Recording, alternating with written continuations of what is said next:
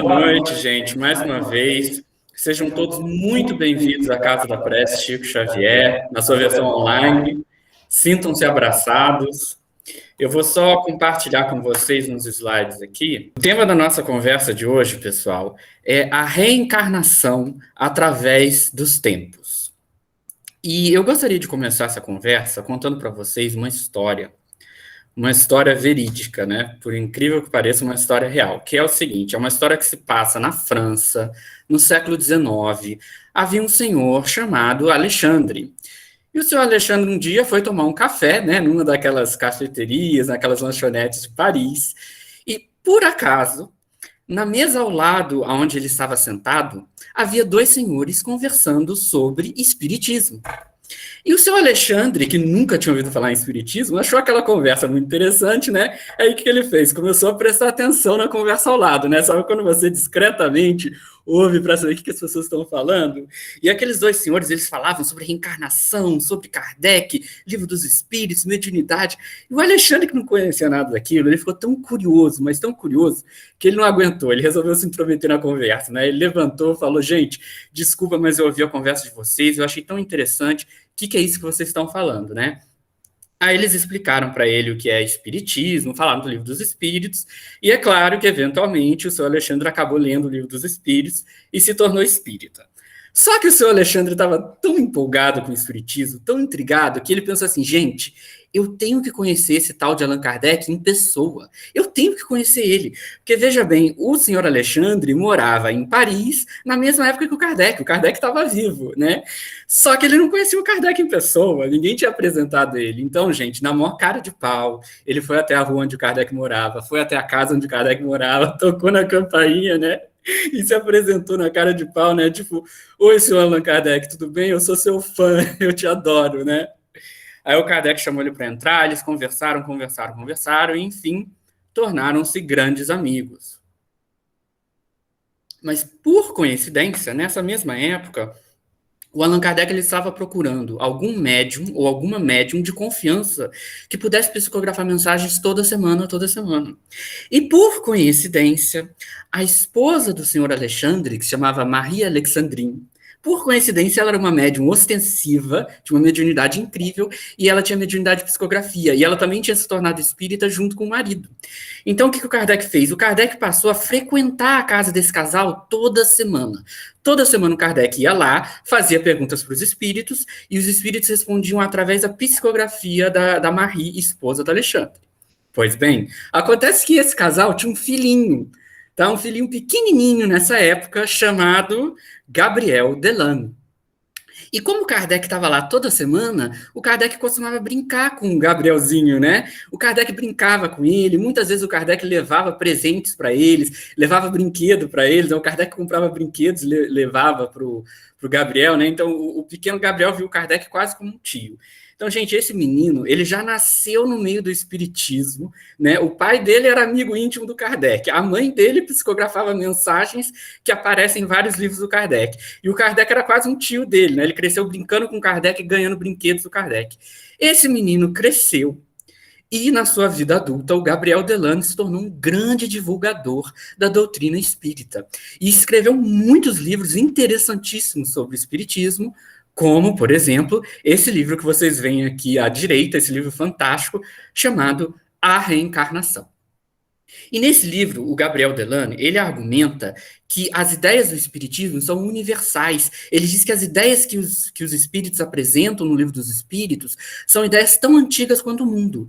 Então ele diz que, na verdade, a reencarnação não é uma invenção dos espíritas. Ele diz que a ideia de reencarnação está presente em todas as épocas da humanidade, desde que o mundo é mundo, e que ao longo de toda a história existiram vários povos que acreditavam em reencarnação.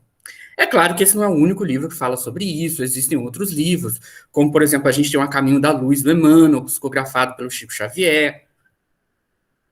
Tem até uma palestra no YouTube do Divaldo Franco, que o nome da palestra é A Reencarnação através dos Tempos. Mas, enfim, o Gabriel Delano, ele apresenta, né, ao longo da história, ele vai apresentando os povos que acreditavam em reencarnação ao longo da história. Então, para a gente entender melhor isso, eu queria mostrar para vocês um exemplo. E o exemplo é o seguinte: eu nunca vi um cometa na minha vida, Se eu nunca vi um cometa, como é que eu sei que existe cometa? Existe mesmo cometa ou é tudo invenção, ou é tudo mentira? Ora, gente, não precisa nem de ser astrônomo. É só pegar um livro de história e eu vou ver que ao longo da história existiram vários povos que observaram cometas. Sendo o cometa, né, um fenômeno universal, várias pessoas observaram. Então é só eu raciocinar. Se realmente existem cometas, eles têm que ter sido observados em várias épocas e em vários lugares diferentes. Ora, exatamente o mesmo argumento poderia ser usado em analogia para a reencarnação.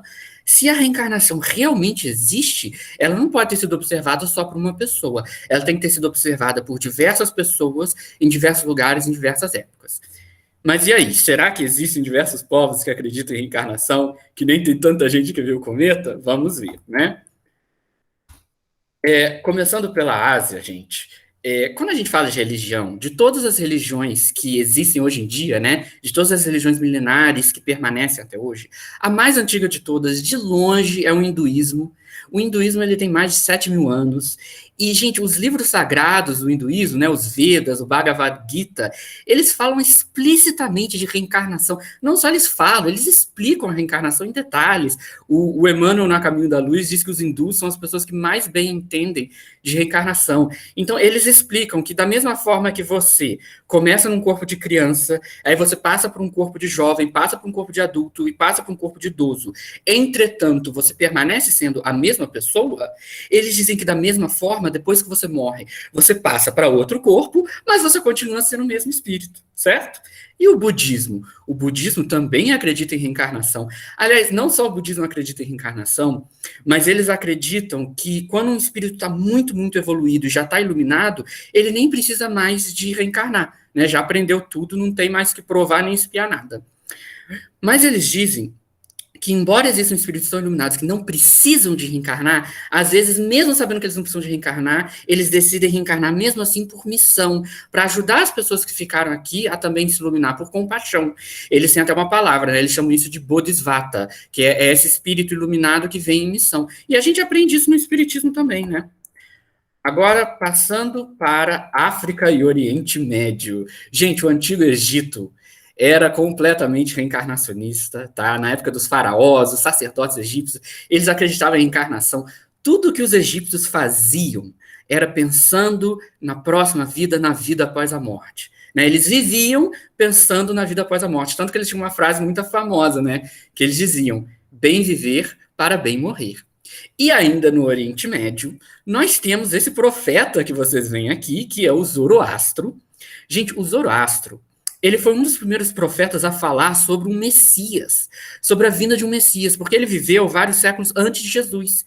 E ele profetizou que viria à Terra um Messias, que seria o salvador da humanidade, e não só ele falou do Messias, ele falou da mãe do Messias, ele disse que esse salvador da humanidade seria filho de uma mulher muito bondosa, muito pura. Isso ele falou alguns séculos, né, antes de Maria e Jesus. Pois bem, a religião que aí surge, o zoroastrismo, que existe até hoje, é uma religião reencarnacionista. Também acreditam em reencarnação.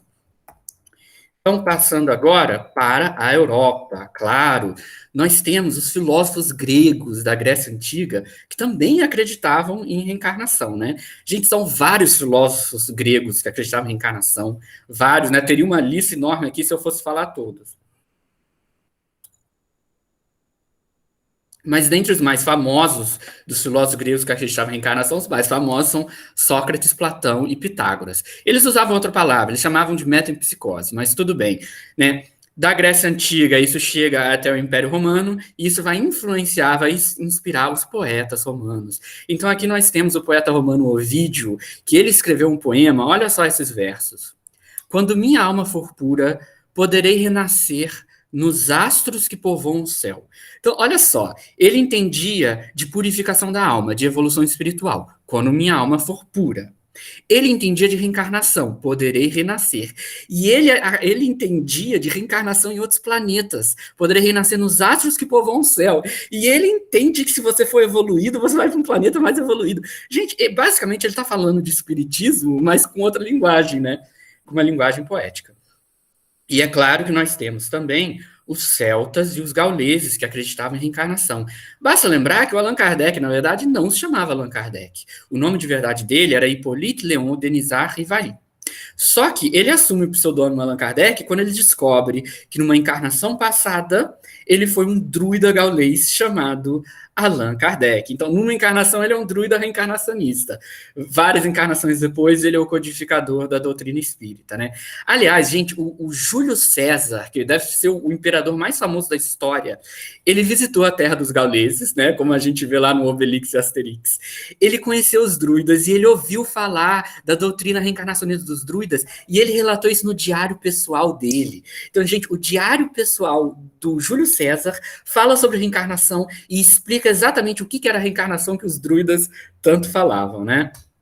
Muito interessante. Gente, olha só. Tem tantos povos que acreditam em reencarnação, mais tantos, que não daria tempo de eu falar tudo nessa palestra, tá? Seria necessário a gente ter aqui umas 10 palestras, a gente ia virar à noite, não tem como eu falar de todos os povos que acreditam em reencarnação, mas qualquer pessoa que fizer uma pesquisa na internet, tem várias religiões, vários povos africanos, tribos indígenas, tem várias religiões do Japão, e, gente, acredite ou não, até os esquimós acreditam em reencarnação. E veja que os esquimós são um povo isolado, que vive no Alasca, na Sibéria, né? Os esquimós nunca tiveram contato com os egípcios, nunca viram as pirâmides, eles nunca viajaram para a Índia para aprender sobre reencarnação. Então, alguém poderia achar que uma pessoa inventou a reencarnação e que daí se difundiu pelo mundo, mas não é assim que aconteceu. A ideia de reencarnação, ela surge independentemente, de forma autônoma em vários lugares do mundo, seja nas neves do Alasca ou nos desertos do Egito, sem que haja contato entre eles, né? Você vê aí, né, povos muito isolados. E claro, nós temos o Mestre Jesus, que falou sobre reencarnação em todos os 4 evangelhos. Nos 4 evangelhos, dos 4 evangelistas, você acha Jesus fazendo referências à reencarnação. Talvez a mais famosa, né, que só aparece no Evangelho de João, quando Jesus vai conversar com Nicodemos, e Jesus diz para Nicodemos, olha, para você entrar no reino de Deus, você tem que nascer de novo. E o Nicodemos não entende, né? Gente, nascer de novo, ele está falando de reencarnação, né? Tem outra passagem que aparece no Evangelho de Mateus, também em outros evangelhos, em que Jesus diz que Elias é João Batista, o profeta Elias é João Batista. Ora, quando Jesus diz isso, gente, Elias já tinha morrido há uns 600 anos, enquanto que João Batista é contemporâneo de Jesus.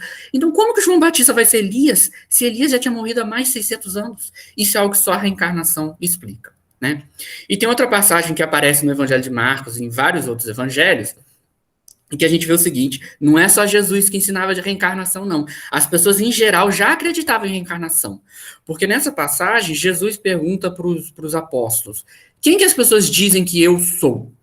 E os apóstolos respondem, olha, tem gente que diz que você é João Batista, tem gente que diz que você é Elias, tem gente que diz que você é Jeremias ou algum dos outros profetas. Gente, Elias e Jeremias são profetas do Antigo Testamento. Eles já tinham morrido há mais de 600 anos. Como que Jesus vai ser Jeremias se eles são separados por 600 anos? E aí? Isso mostra o seguinte, as pessoas devem ter visto Jesus fazendo um milagre e começaram a perguntar, né, quem é esse homem que faz esses milagres? E eles devem ter imaginado, gente, para fazer esses milagres, sei lá, ele deve ser a reencarnação de algum profeta do Antigo Testamento, e começaram a chutar, o que mostra que eles já acreditavam em reencarnação, né, não era só Jesus. E tem algumas passagens na Bíblia em que Jesus encontra um paralítico, e aí ele diz que aquela pessoa era paralítica porque ela estava pagando um pecado de uma vida passada, como se fosse um karma. E aí Jesus vai lá e diz, teus pecados estão perdoados, e cura o paralítico. Só que tem um porém, a Bíblia diz que aquele sujeito já era paralítico desde que ele nasceu. Ué, se ele era paralítico para pagar pecados, mas ele é paralítico desde que ele nasceu, então ele teria que ter cometido esses pecados antes de nascer. Mas, gente, como que alguém comete pecados antes de nascer? Você vai falar o que foi? Foi um bebezinho na barriga da mãe que começou a chutar a barriga da mãe, isso é considerado pecado? Não, né, gente? Se ele cometeu um pecado antes de nascer, então é óbvio que ele cometeu um pecado numa vida passada, né? É evidente. Porém, no ano 553, a igreja resolve fazer uma votação entre os sacerdotes para decidir se a igreja ia aceitar a doutrina da reencarnação ou se a igreja ia proibir a doutrina da reencarnação. O que acontece? Naquela época, a imperatriz, né, esposa do imperador, se eu não me engano, do Império Bizantino, ela não gostava da ideia de reencarnação, ela detestava, porque ela mandou matar algumas pessoas e as pessoas falaram para ela: olha só, você vai reencarnar como escrava para pagar os seus pecados, né? E ela ficou muito irritada, né? Ela ficou horrorizada com aquilo. Ela pensou assim: nossa, eu reencarnar como escrava? De jeito nenhum. Então ela tomou raiva dessa ideia de reencarnação e ela pediu para o marido dela proibir a reencarnação. Acontece que o marido dela era simplesmente um imperador. Então o imperador começou a pressionar os sacerdotes para que na hora da votação que aconteceu nesse segundo concílio de Constantinopla, para que eles votassem contra a reencarnação. E na hora de votar tinha 5 sacerdotes e a reencarnação perdeu de 3-2. Gente, 3 sacerdotes votaram contra a reencarnação e 2 votaram a favor. Por causa de um voto, a reencarnação foi proibida pela igreja, a crença na reencarnação. Foi considerada uma heresia e passou a ser proibido as pessoas acreditarem em reencarnação. E aí o imperador chegou a mandar matar quem acreditasse em reencarnação, tá? Mais à frente a gente vai ver que na época da Inquisição muita gente vai para a fogueira por acreditar em reencarnação. Mas mesmo assim, na Idade Média, continua surgindo pessoas que acreditavam em reencarnação. No caso dos vikings, por exemplo, embora a religião dos vikings não falasse disso, os vikings tinham as suas sagas, né? As sagas são lendas que os vikings contavam em forma de poema, perdão. Eram lendas e mitologias que os vikings eles cantavam, eles contavam em forma de poema. E tem uma saga em específico que é tipo uma história de amor, conta a história de um casal, né? Um homem viking conhece uma mulher viking, eles se apaixonam perdidamente, eles querem se casar, eles estão noivos, só que ocorre uma guerra e os dois morrem. Aí, ainda na mesma lenda, eles reencarnam. E eles reencarnam com outros nomes, com outras aparências, com outros nomes. E nessa segunda reencarnação, eles se reencontram. E eles se apaixonam de novo. E de novo eles tentam se casar e de novo eles ficam noivos. Só que aí acontece outra guerra e os dois morrem de novo sem conseguir se casar. E aí eles reencarnam numa terceira reencarnação, agora de novo com novos nomes e novas aparências. E apenas nessa terceira reencarnação eles se reencontram, se apaixonam e finalmente conseguem se casar, né? E a lenda tem um final feliz. E já que a gente está falando da Idade Média, né? Foi quando surgiu o Islã, e a gente poderia perguntar: os muçulmanos acreditam em reencarnação? Bom, gente, essa é uma pergunta complexa de se responder, porque, na verdade, o Islã não é uma única instituição religiosa, né? Dentro do Islã existem várias seitas. Que nem quando a gente fala cristianismo, dentro do cristianismo, você tem igreja católica, igreja universal, igreja luterana, igreja ortodoxa, né? O espiritismo é cristão, né? Da mesma forma que dentro do cristianismo tem várias denominações, dentro do Islã existem várias ramificações e sub-ramificações. Então, embora a maioria dos muçulmanos não acreditem em reencarnação, existem sim algumas seitas dentro do Islã que acreditam em reencarnação, falam disso abertamente. Como, por exemplo, é o caso da seita dos alauítas, que nós vamos encontrar na região da atual Síria. Passando agora para o Renascimento, Idade Moderna, eu falei para vocês que na época da Inquisição muita gente foi queimada, né? Pois bem, o Giordano Bruno, ele era um astrônomo da época do Renascimento, um astrônomo italiano, e ele acreditava não só em reencarnação, ele também acreditava em vida em outros planetas. Só que o Giordano Bruno, né, não tinha medo de ir para a fogueira, não tinha medo da Inquisição, ele falava abertamente para todo mundo ouvir sobre reencarnação, sobre vida em outros planetas, né? E aí, o que aconteceu? Ele acabou sendo preso, foi condenado pela Inquisição e foi queimado vivo na fogueira por acreditar nisso. Então, a gente está vendo que quem acreditava em reencarnação ia para a fogueira. Então, o que acontece? Já que você não podia falar que você acreditava, algumas pessoas continuaram a acreditar em reencarnação, mas eles mantinham em segredo, né? Tem que ser segredo, você não pode contar para ninguém. Se for falar de reencarnação, fala baixinho, porque se alguém ouvir, você vai para a fogueira, né? Então, o Leon Denis, ele explica que na época da Inquisição surgiram várias sociedades secretas em que as pessoas falavam sobre espiritualismo dentro da sociedade secreta, porque lá eles podiam manter em segredo e a Inquisição não encontrava ninguém, né? E um exemplo de uma dessas pessoas que pertencia a uma sociedade secreta espiritualista é o Isaac Newton. O Isaac Newton, ele pertencia a uma sociedade secreta chamada Rosa Cruz. E os Rosa Cruz acreditavam em reencarnação. Então, assim, eu não tenho como provar para vocês que o Newton acreditava em reencarnação, porque ele nunca escreveu sobre isso. Até porque se ele tivesse escrito, né, ele ia para a fogueira ou iam queimar os livros dele.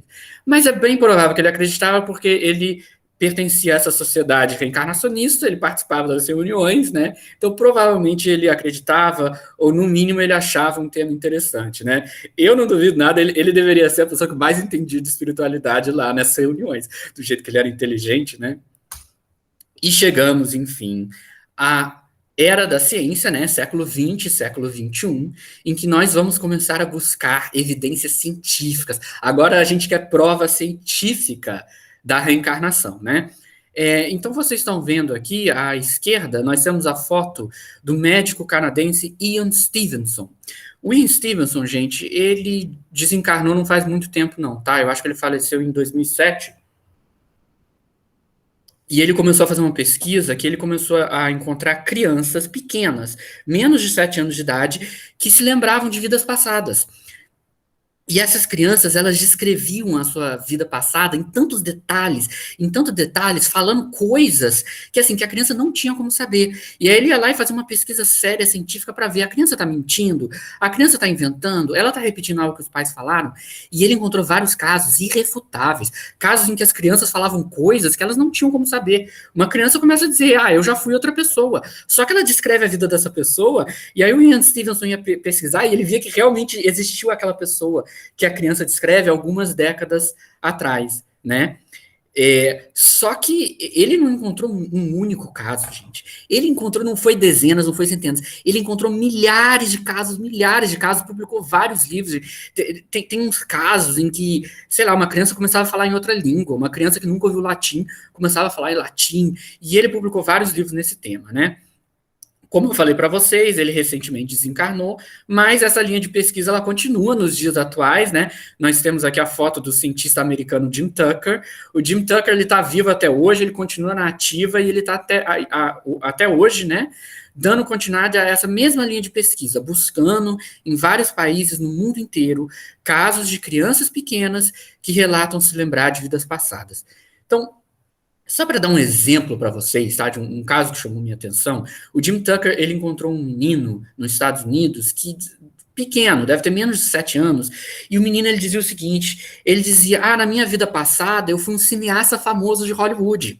E ele descrevia em detalhes, ele descreve, nessa vida passada, eu nasci pobre, mas acabei ficando rico. Eu tinha uma família de tal lugar, mas aí eu virei um cineasta, eu fiquei famoso, eu fui morar em Hollywood. E aí ele falou a rua onde ele morava, no bairro de Hollywood, o nome da rua. E aí ele contava detalhes assim, eu cheguei a dançar numa peça da Broadway com a atriz Mae West, nos detalhes. E o Jim Tucker foi lá pesquisar, e ele encontrou que realmente, algumas décadas atrás, viveu em Hollywood um cineasta com todas aquelas características, e ele mostrou para o menino uma foto com várias pessoas, e o menino logo identificou, esse aqui é o cineasta que eu fui na vida passada. E quando o Jim Tucker foi comparar o que o garoto falava com a vida do cineasta, ele viu que o garoto acertou 55 fatos. Acertou a rua, acertou onde nasceu, acertou que era pobre e ficou rico, acertou a profissão, ele acertou 55 fatos sobre esse cineasta, e o Jim Tucker viu que nesse caso, gente, ele irrefutável, o menino não tinha como saber tudo aquilo, né? Maravilha. Mas agora, a pergunta que eu quero fazer para vocês é, gente, como é que você explica isso? Como é que você explica que tem tanta gente que acredita em reencarnação? Peraí. Até os esquimós acreditam em reencarnação, e até o Newton, e os egípcios, os gauleses, os filósofos, gente, será que todo mundo acredita em reencarnação? O que eu pergunto para vocês é o seguinte, como que é possível que tantos povos diferentes acreditam em reencarnação? Como que a gente vai responder essa, né? A gente consegue responder essa pergunta simplesmente olhando no Livro dos Espíritos. Porque o Allan Kardec ele já falava sobre isso, gente. O Allan Kardec ele tinha uma ideia que ele apresenta em várias ocasiões, chamado universalidade dos ensinos espíritas, que significa o seguinte, para o Allan Kardec, para algo ser verdadeiro, aquilo ali tem que ter universalidade, ou seja, aquela ideia tem que estar presente em vários lugares. Porque assim, o Kardec ele não saía acreditando em tudo que os espíritos falam, porque tem espírito que é mentiroso, tem médium que é desequilibrado. Não acho você que o Kardec acreditava em qualquer coisa só porque o espírito falou. Quando um espírito falava alguma coisa, o Kardec comparava. Ele comparava quem mais disse isso. Algum outro médium psicografou isso? Algum outro espírito em outro país, em outra época, disse isso? Né? Então, assim, para não sair acreditando em qualquer coisa, o Kardec tinha uma série de critérios. Para o Kardec aceitar algo como verdade, o primeiro critério era: é racional? Ele analisava se era racional ou não. Se não fosse racional, ele rejeitava. Mas ele dizia que não bastava ser racional. Além de ser racional, deveria ter universalidade. Ou seja, aquela mensagem ter que ter surgido em lugares diferentes, em épocas diferentes, para a gente saber que não é a invenção de uma única pessoa. E além disso, o Kardec estudou a história a fundo, tá, gente? O Kardec sabia que os druidas gauleses eram reencarnacionistas, tanto que ele mesmo assumiu o nome de um druida, Allan Kardec. Ele conhecia os filósofos gregos, ele sabia que Sócrates e Platão acreditavam em reencarnação. Ele também fez essa pesquisa histórica que a gente está fazendo aqui, né? Então, no Livro dos Espíritos, nós temos a questão 621, que o Kardec pergunta: onde está escrita a lei de Deus? Né? Lembrando que a reencarnação é uma lei de Deus. E os espíritos respondem: na consciência. Gente, está escrito na consciência. O que significa o seguinte: qualquer pessoa que aprender a escutar a sua consciência vai encontrar as leis de Deus ali, né? Mais à frente, na pergunta 626, o Kardec ele pergunta mais ou menos assim: as leis divinas, as leis da natureza foram reveladas só por Jesus? Ou antes de Jesus já havia o conhecimento dessas leis? Gente, os espíritos, eles basicamente diziam: ó, a gente já falou. Os espíritos falam assim: já não dissemos que elas estão escritas por toda parte? Tipo assim, a gente já não disse que as leis de Deus estão escritas por toda parte? Né? Por que você continua perguntando várias vezes? A gente já falou. Olha o que os espíritos falam. Desde os séculos mais longínquos, todos os que meditaram sobre a sabedoria hão podido compreendê-la e ensiná-las. Ó, desde os séculos mais longínquos. A gente começou a nossa conversa falando sobre os indianos há 7.000 anos atrás. Todos os que meditaram sobre a sabedoria das leis de Deus puderam compreendê-la e ensiná-la. Todos, independente da civilização. Os espíritos continuam. Estando as leis divinas escritas no livro da natureza, possível foi ao homem conhecê-las logo que as quis procurar. Ou seja, olha só, as leis divinas estão escritas na natureza, no livro da natureza. Não é só um livro, não é só o livro dos espíritos que fala de reencarnação. Eles são escritos na natureza, uma lei da natureza. Né? Sempre existiu pessoas que sonhavam com vidas passadas, se lembravam de vidas passadas. Né? Possível foi ao homem conhecê-las logo que as quis procurar, né? Buscai e achareis. É só procurar. Quem buscar as evidências, se eu quiser achar as evidências da vida após a morte, quem busca, acha. Os espíritos continuam. Por isso é que os preceitos que consagram, né, os preceitos que consagram as leis de Deus, foram, desde todos os tempos, proclamados pelos homens de bem. Olha só, desde todos os tempos. Por isso que a gente vê ao longo de toda a história humana. Né? E proclamado pelos homens de bem, o que ele quer dizer? Ele quer dizer que não é qualquer um que consegue ler as leis de Deus da natureza, né? Não é qualquer um que olha para uma cachoeira e diz a vida é imortal. Né? Eles são por pessoas bondosas, pessoas que, sei lá, devia ter intuição, mediunidade, um grau evolutivo elevado. E também por isso é que elementos delas se encontram, se bem que incompletos ou adulterados pela ignorância, na doutrina moral de todos os povos. Olha aí a nossa resposta, né? Na doutrina moral de todos os povos. Ou seja, a vida após a morte está presente na doutrina moral de todos os povos. Mas os espíritos fazem uma concessão nessa frase. Eles falam: embora, se bem que incompletos, ou seja, a gente não está dizendo que os povos da antiguidade sabiam tudo sobre a encarnação, tudo, que eles entendiam de perispírito e que eles entendiam sobre como que o feto se forma e qual é o motivo pela reencarnação. A gente não está dizendo que eles entendiam tudo. Eles tinham esse conhecimento, embora incompleto. Então, assim, não necessariamente os vikings entendiam exatamente como que acontece a encarnação. Eles falam nas lendas deles, né? Então pode ser que esse conhecimento esteja incompleto em povos mais primitivos, né? Ou mais bárbaros como os vikings. Ou adulterados pela ignorância, lógico. Sempre vai ter gente, né? Infelizmente, tem gente que deturpa, né? Sempre que surge uma doutrina moral linda e maravilhosa, tem gente que vai lá e deturpa. Muito bem. Então, se a gente aceita a reencarnação, se a gente aceita, tudo bem, eu aceito, isso é verdade, todo mundo sempre soube disso, né? Qual é a conclusão, né? Qual é a consequência de saber que a reencarnação realmente existe? Gente, a conclusão lógica é que você é imortal. Você é um espírito imortal. Você nunca vai morrer. Você tem ideia disso? É só o corpo que morre, né? O corpo, ele morre. Mas o espírito é eterno. O espírito é imortal. Eu acho que talvez a gente não tenha ideia do que significa dizer que você é imortal. Tá? O livro dos Espíritos diz que o espírito não tem fim. O espírito nunca acaba. Você nunca vai acabar. Nunca. Eu sei que já tem gente que deve ter te perguntado aquela pergunta: onde você se imagina daqui a 5 anos? Mas eu quero perguntar para vocês: onde que vocês se imaginam daqui a 1 milhão de anos? Vocês já pararam para pensar nisso? Daqui a 1 milhão de anos, a gente ainda vai existir. Não sei aonde, espero que num lugar bem melhor, né, do que trancado na quarentena, mas vocês ainda vão existir. E eu falei 1 milhão, né? Mas e se eu tivesse falado assim, aonde você se imagina daqui a 1 trilhão de anos, elevado à trilionésima potência? Você já parou para pensar nisso? Não importa o quão longínquo você busque no futuro, a gente sempre vai existir. E isso é incrível. Isso significa que a gente tem todo o tempo do mundo para aprender o que a gente quiser aprender. Né? Se nessa encarnação eu não tiver tempo de aprender a tocar piano, eu vou ter toda a eternidade para aprender. Se eu não tiver tempo para aprender a falar italiano, gente, se você é eterno, você pode aprender todas as línguas. Por que não? Você tem todo o tempo.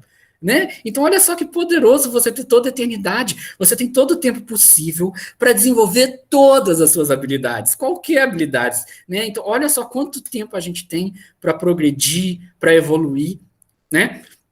Por isso que no túmulo de Allan Kardec está escrito a frase: nascer, viver, morrer, renascer ainda e progredir sempre. Tal é a lei. E quando a gente sabe disso, quando a gente tem certeza disso, não é simplesmente, eu acho que sim. Quando a gente tem certeza absoluta, absoluta, de que a vida após a morte existe, de que a imortalidade existe, isso dá pra gente uma paz, uma tranquilidade, né? Que é o próximo tema. A certeza da imortalidade, ela traz paz de espírito. Gente, se você tem certeza absoluta, absoluta de que você é imortal, então você não vai ter medo de morrer. Eu não vou ter medo de morrer, gente. Eu não vou ter medo nem da morte, porque eu sei que a morte não existe. Nas vidas passadas, eu já desencarnei várias vezes. Eu já devo ter morrido várias vezes. Então, gente, se você não vai ter medo nem da morte, você vai ter medo de quê? Vai ter medo de quê? Você vai ter medo de alguma coisa, você não tem medo nem da morte. Então, imagina a paz de espírito, imagina a calma de poder viver sem medo. Sem medo, viver sem temor. Né? Que vida maravilhosa que seria isso, não é? Imagina você saber que você nunca perdeu nenhum ente querido, que a gente nunca perde um ente querido, que as pessoas que desencarnam estão apenas voltando para a pátria espiritual. Então não precisa de ter medo, eu nunca vou perder alguém da minha família. A pessoa simplesmente retorna para o plano espiritual e algum dia eu vou reencontrar com aquela pessoa. Então é uma paz de espírito, sabe? Você ter certeza de que você nunca vai perder ninguém que você ama, você nunca vai deixar de existir, né? Você nunca vai morrer. Então isso dá uma tranquilidade, uma calma. E para só para pensar, alguma coisa pode tirar a tua imortalidade? Existe alguma coisa nesse mundo que pode tirar a tua imortalidade? Gente, nada pode tirar a tua imortalidade. Nada, nada vai mudar o fato de que você é um espírito imortal, uma obra de Deus. E ninguém vai tirar isso de você, gente. Nenhum problema que você tenha, por pior que seja, vai tirar isso de você. Nenhuma tragédia vai tirar isso de você. Nenhum problema vai tirar isso de você. A opinião das pessoas não vai tirar isso de você. Nenhum insulto, nenhuma calúnia, nenhuma mentira, nada, jamais vai tirar de você a tua imortalidade. Então, assim, gente, problema vem e vai. Vem e vai. A opinião dos outros vem e vai, né? Que nem aquela música Como uma Onda no Mar. Doença vem e vai, doença vem e vai, mas o espírito imortal permanece. O espírito imortal, ele tá lá. Ele nunca perde a sua imortalidade, nem por nenhuma tragédia. A tragédia vem e vai, problema vem e vai, mas o espírito imortal, ele permanece para sempre. Né? Olha só que poderoso isso, né? Imagina você realmente entender isso.